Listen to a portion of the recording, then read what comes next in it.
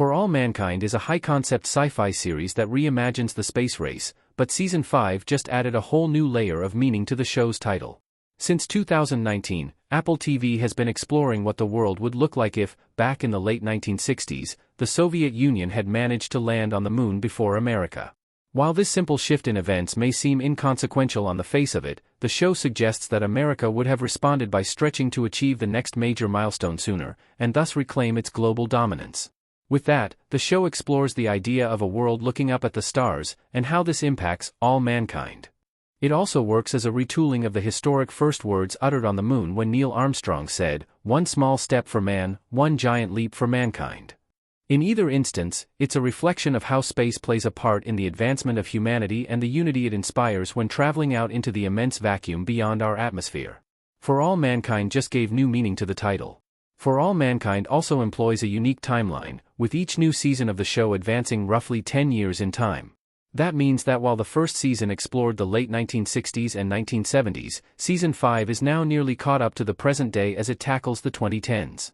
And as a result of the incredible advancements made in the years after the moon landing, including placing habitable stations on the moon's surface, and going far beyond with a rocket ship sent to Mars, and eventually a colony of 5,000 strong on the Red Planet, one of the central missions of space pioneers is now looking for life on other celestial bodies.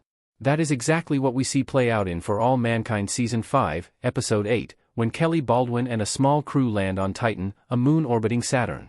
This is the moment when the show's title takes on a new meaning as Kelly tells the world a story about her father, Ed Baldwin, who almost became the first man on the moon before deciding to abort the mission due to safety concerns.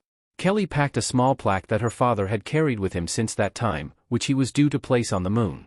The plaque has the date and an inscription that includes the simple phrase, "For All Mankind."